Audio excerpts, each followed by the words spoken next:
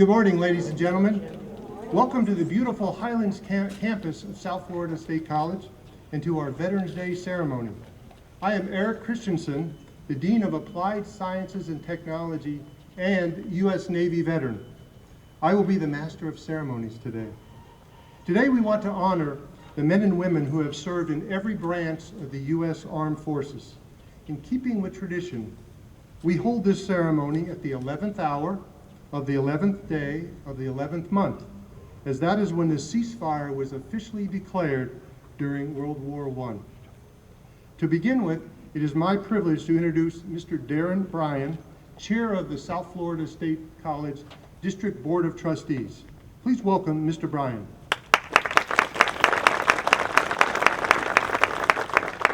Good morning.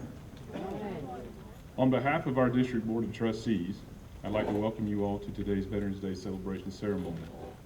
I would like to thank my fellow trustees for being here this morning, and I know there's one, Mrs. Chris Ryder from Highlands County. She's here. I would also like to thank Mr. Eric Christensen and his staff for helping to make this day possible. We are very grateful to our veterans and the sacrifices that they have endured for our country and helping to make us the most revered in modern history.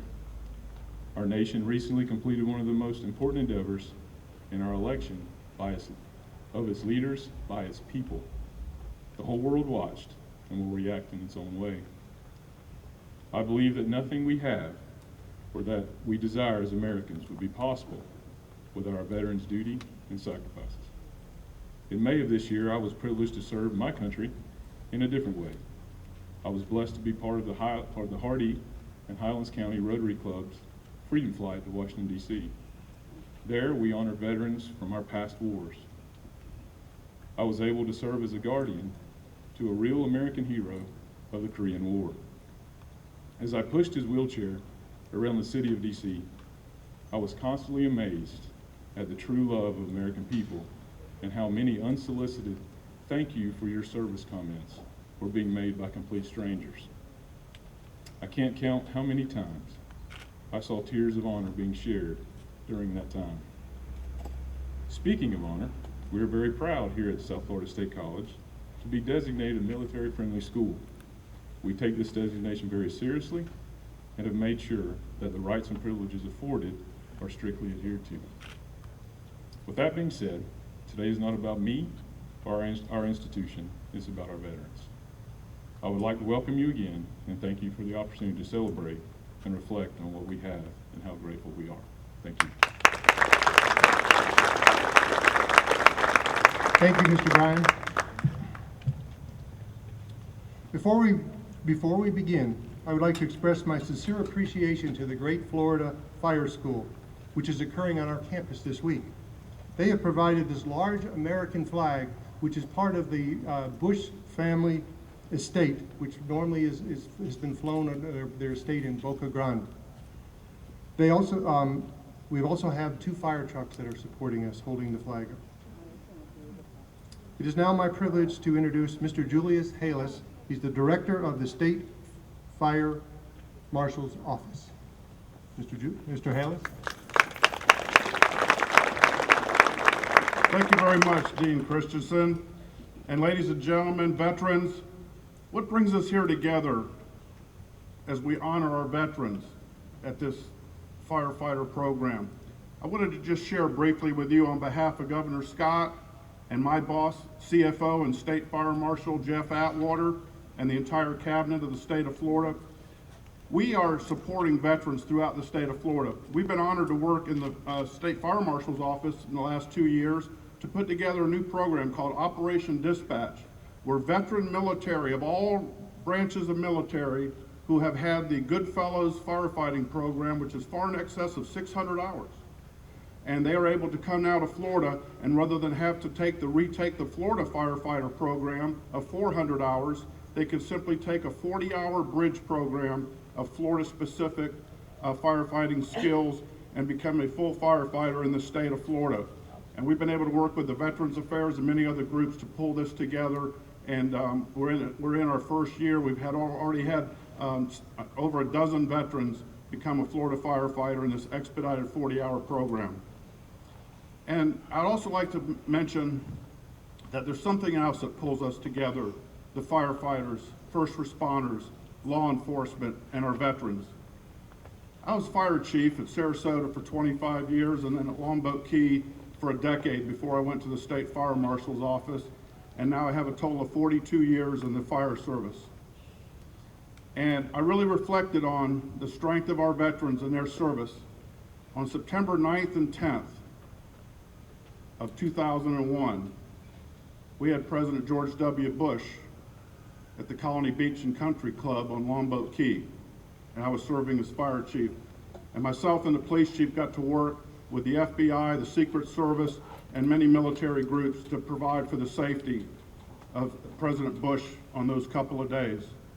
And who would have known on September 11th, as he made his way from Longboat Key to Sarasota, and many of us saw him on TV as we saw the tragedy of airlines coming into the World Trade Center.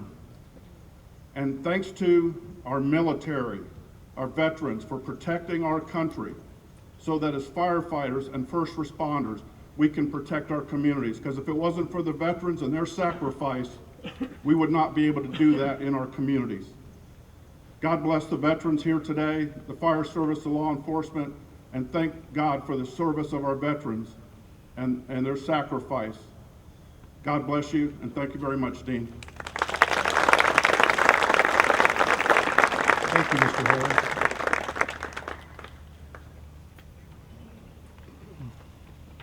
We are grateful for all first responders who are in attendance today and for all the members of the law enforcement community.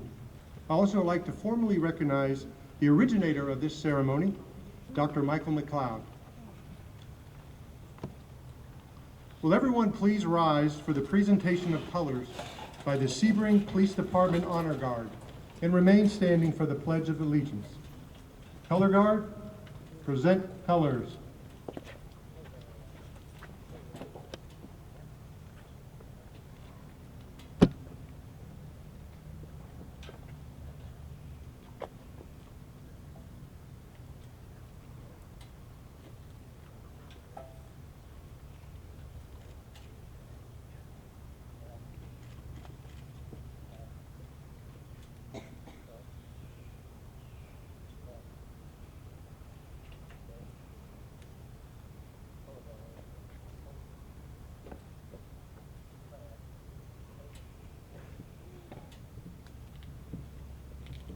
It is my privilege to introduce Command Sergeant Major Cesar Pinzon, U.S. Army, retired, who will lead us in the Pledge of Allegiance. In keeping with the flag etiquette, we will salute the largest flag present. As a reminder, as specified in Defense Authorization Act of 2009, all members of the armed forces and veterans, regardless of whether you are in or out of uniform, are authorized to render the military salute.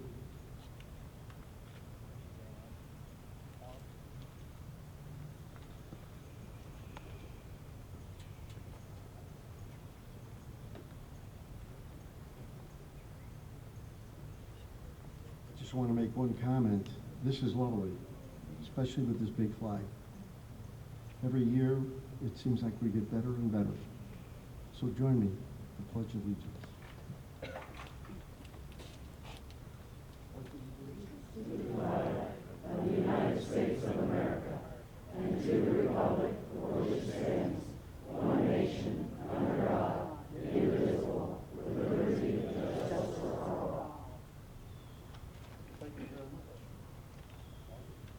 Thank you, Command Sergeant Major Pinzon.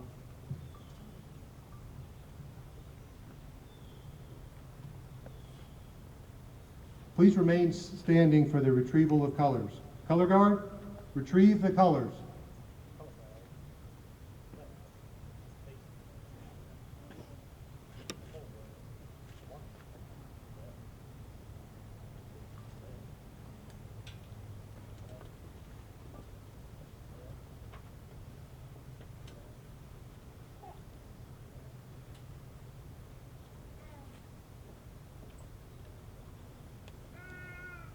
Thank you. Please be seated.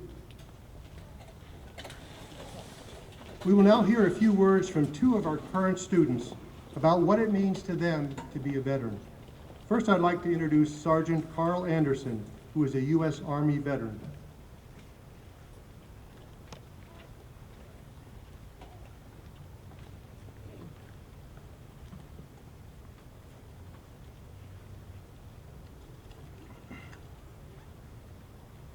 In June of 1990, I joined the Army straight out of high school.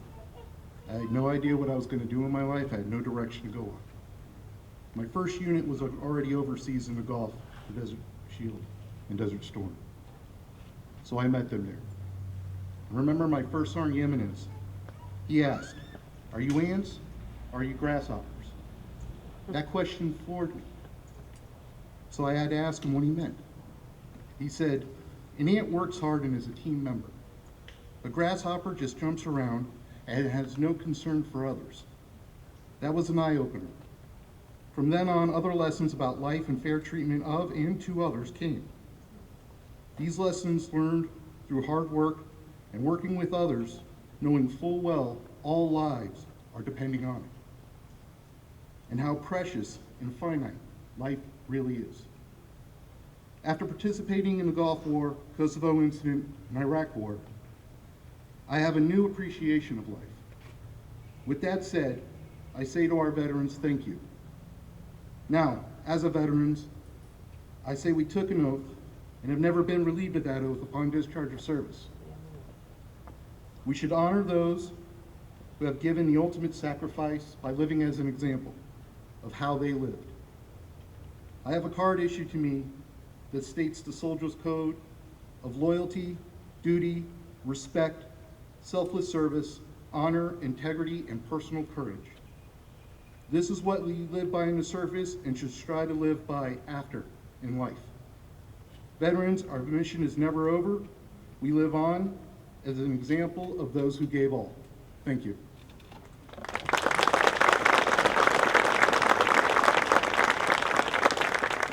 Thank you, Sergeant Anderson. Now I'd like to introduce Petty Officer Second Class Patrick Carey III, who is a U.S. Navy veteran.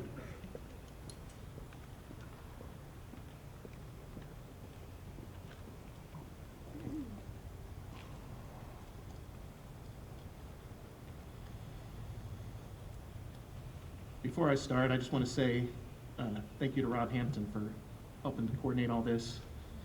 When Rob asked me to do a speech, he said I could squeeze into my old Navy uniform, but I told him it shrunk in the closet. When I tell someone that I'm a veteran, I sometimes feel a little bit awkward, because to me, a veteran is someone that spent an extended amount of time in combat or came home seriously injured or debilitated. I have two friends who fall into that category. And it often feels wrong to me that I'm afforded the same amount of respect that they're due. When I talk with my fellow veterans whose experiences were far more harrowing than my own, I find it ironic that they also seem to eschew that respect that we're afforded on this day. They often state some variation of the thing I myself say, which is, I was just doing my job. I think the vast majority of veterans, no matter how great their sacrifice may have been, say that they were just doing their job. The reality is, though, that as a veteran, just doing your job means doing things that the average person does not understand and could not themselves do. So I believe that on some level, being a veteran means being humble. If one could set aside combat experiences or any of the other myriad hazards veterans face daily when we're deployed, being a veteran would still mean extreme sacrifice. It means celebrating your 19th birthday while transiting the Suez Canal en route to the Persian Gulf aboard a Spruance-class destroyer. It means spending 2 sets of Thanksgiving, Christmas, and New Year's Eve in a row, either aboard ship, deployed ashore, or in some seedy British or Australian-run bar in Dubai or Bahrain. It means making the ultimate decision to leave the military and return to the seemingly glacial pace of civilian life and struggling to fit in mentally, emotionally, and socially. It means that you still get goosebumps at sporting events when a military flyby occurs and the national anthem is sung. It means that putting out your flag on the 4th of July and Memorial Day is an almost sacred and deeply personal duty. It means that despite the many lingering aches, pains, and other issues that take you to the VA once a year, you would not hesitate to do it all again because you deeply love this country. It means pride in the sacrifices you have made, But perhaps most importantly, it means never, ever having to wonder if you ever did anything in your life that made a difference.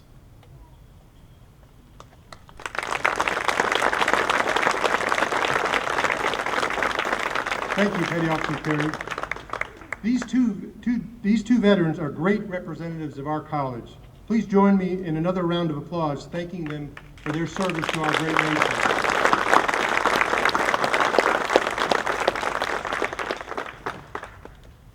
Next, we will conduct a Veterans Celebration Formation, which will be led by Rob Hampton, one of our Student Services Advising and Retention Specialists and a U.S. Marine Corps veteran. Once in formation, all veterans will present arms to the flag. As I call out each branch of service, I ask that all veterans from that branch come forward and fall into ranks at attention in front of the podium facing the audience. Army.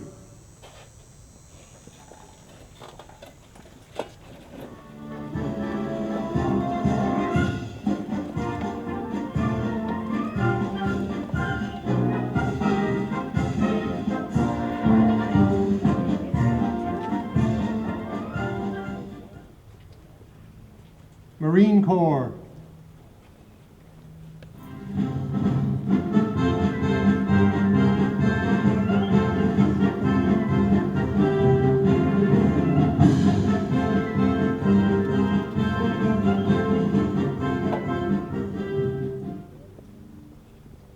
Navy.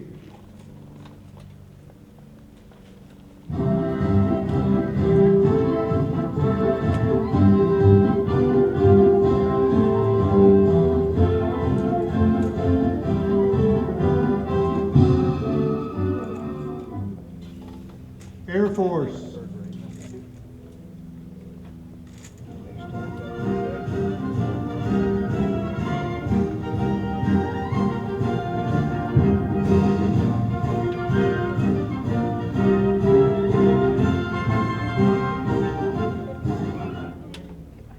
Coast Guard.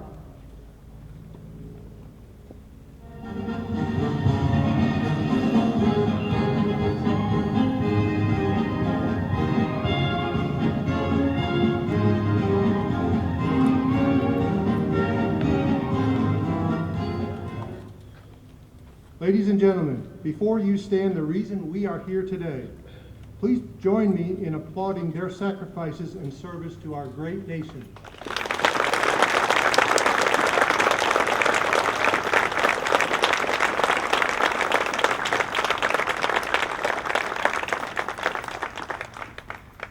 Please join me in a moment of silence to honor those who made the ultimate sacrifice.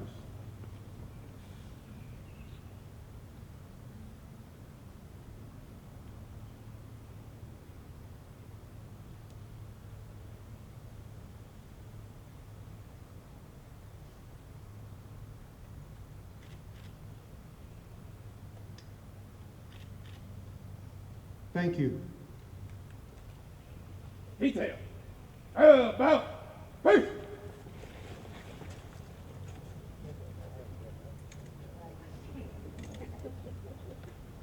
Praise it.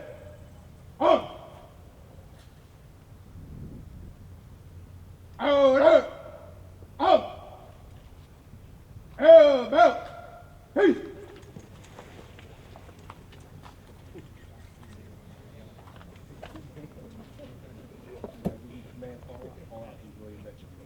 Hold up!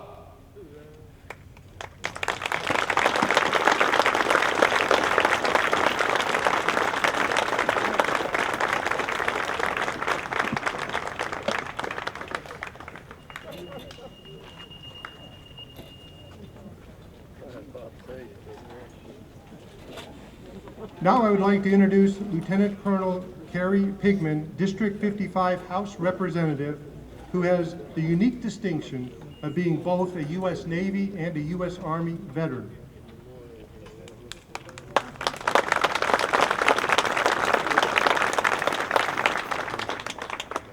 Good morning. Thank you, South Florida State College. Thank you, Commander Christensen. Why do military men and women fight? I've read a lot about this. In large part, it's to support their brother and sister right next to them. Whether it's in battle or whether it's serving in a service component, you fight because you're with people you love. A bigger question on this day is what makes military men and women serve?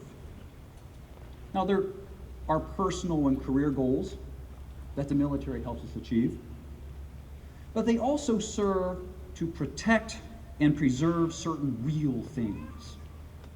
And those real things become related to family, related to neighborhood, related to state, and related to nation. They also serve to protect and preserve ideals, things we usually think of as rights, that all persons are equal under God. All persons have liberty.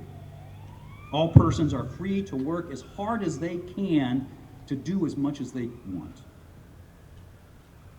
While the sailor, the soldier, the Marine, the airman, and guardsman serve and risk death to support these real things and these real ideals, all of us, civilians, military, have a respect for certain obligations and responsibilities. We obey laws. We respect private property. We respect the liberty of others. This combination of ideals and of rights, of obligations, of responsibilities, produce a harmony. Much like many voices singing together in tune creates a musical harmony. This harmony results in many characteristics which are uniquely American. Not necessarily exclusively American, but uniquely American, and shared by only a few other nations. One harmony is the peaceful transfer of power from one administration to the next administration. Our country went through a hard-fought, with bitter slurs, difficult times, a presidential campaign. It was a very difficult campaign, pitting a pro-centralized government federalist candidate against a Democratic Republican candidate advocating a decentralized government. And I know you all think I'm talking about last Tuesday, but I'm not. I'm speaking of what was known as the Revolution of 1800. The incumbent Federalist was John Adams, a pro-British, pro-centralized government candidate. His opponent in the campaign was a Democratic Republican challenger who wanted decentralized government, who was a little bit more pro-French, and was Thomas Jefferson. Those were hugely different views on what America should be. That campaign was filled with as much mudslinging as you could possibly imagine. It actually resulted in the 12th Amendment to the U.S. Constitution to clarify how we select a president and vice president. That could have pulled America apart, but it did not. There aren't many countries where there has been a peaceful, election-based transfer of power from one political party to another political party that has been uninterrupted to the current. There's only about 36 countries in this world that can claim that. And the overwhelming majority have just had that distinction since the late part of the 20th century. So I wanted to give you the 5 countries that have the longest lasting tradition of peaceful transformation of power. Coming in at number 5 is Australia, since 1910. Coming in number 4 is Switzerland, since 1891. Coming in third is our friends to the north, Canada, since 1873. Now here it gets a little bit tricky, depending on how you call things, but let's say the United Kingdom, coming in at second since 1830, and the United States since 1800. Now perhaps we need to say 1861, so at least America is either number 1 or number 2 in peaceful transformation of power. So when faced with the challenge of accepting our recent elections outcome, no matter who any of us voted for, we all recognize that we are Americans first. So let us celebrate our coming together and becoming a great nation. On this day, we celebrate our veterans, We celebrate our United States of America. Thank you, and God bless you all.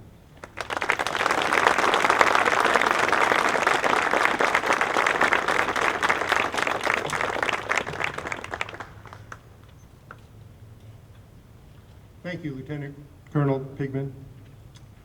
It is now my privilege to introduce Michelle Macbeth, who teaches Spanish here at the college, who will sing America the Beautiful. Michelle is accompanied by David Hale, a former college employee and U.S. Navy veteran, who will play the guitar.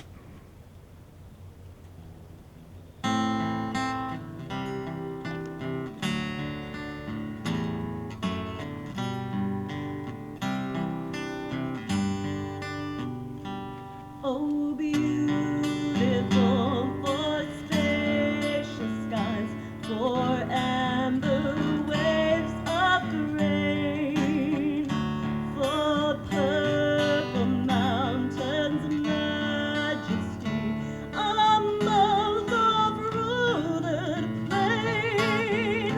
America, America, God shed His grace on thee, and crown thy good with brotherhood from sea to shining sea.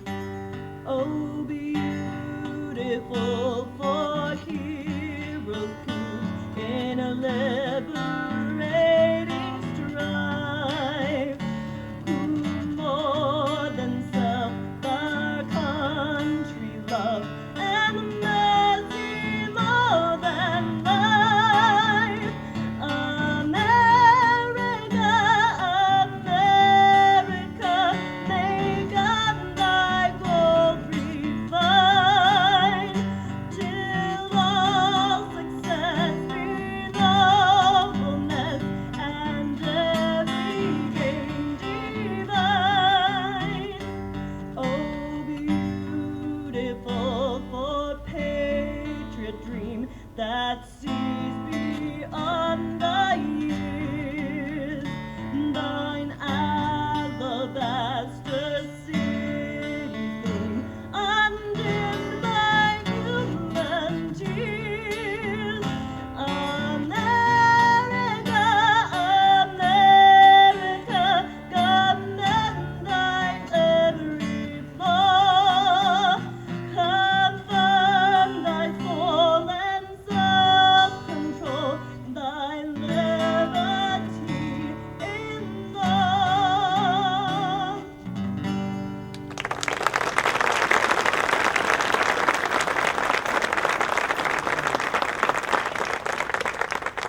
Thank you, Michelle and David. That was beautiful.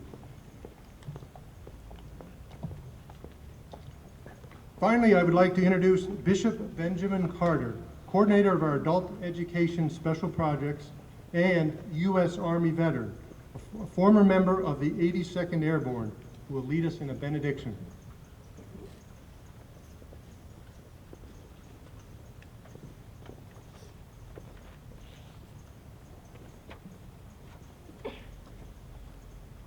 For our benediction, Psalm 91, often referred to as the warrior's prayer.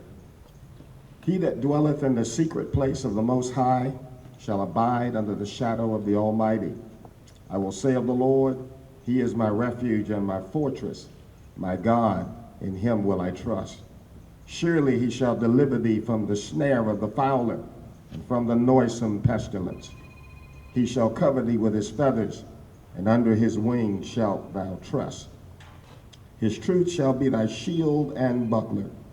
Thou shalt not be afraid of the terror by night, nor for the arrow that flieth by day, nor for the pestilence that walketh in darkness, nor for the destruction that wasteth at noonday.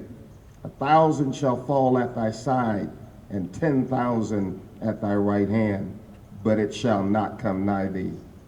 Only with thine eyes shalt thou behold and see the reward of the wicked, because thou hast made the Lord, which is my refuge, even the Most High, thy habitation. There shall no evil befall thee, neither shall any plague come nigh thy dwelling. For he shall give his angels charge over thee, to keep thee in all thy ways. They shall bear thee up in their hands, lest thou dash thy foot against a stone.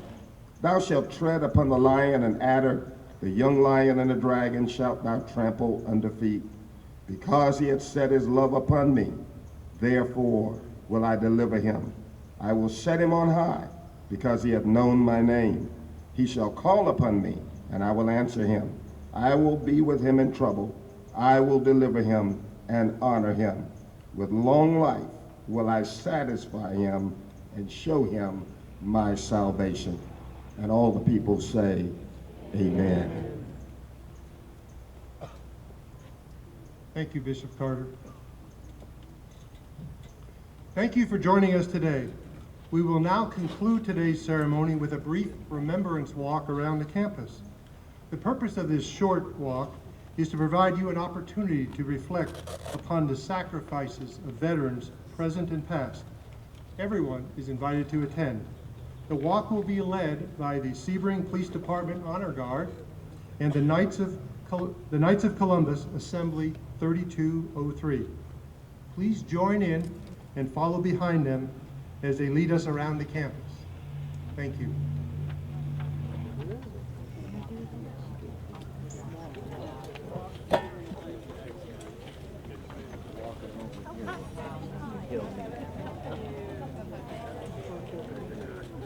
Parked over here. My son just retired.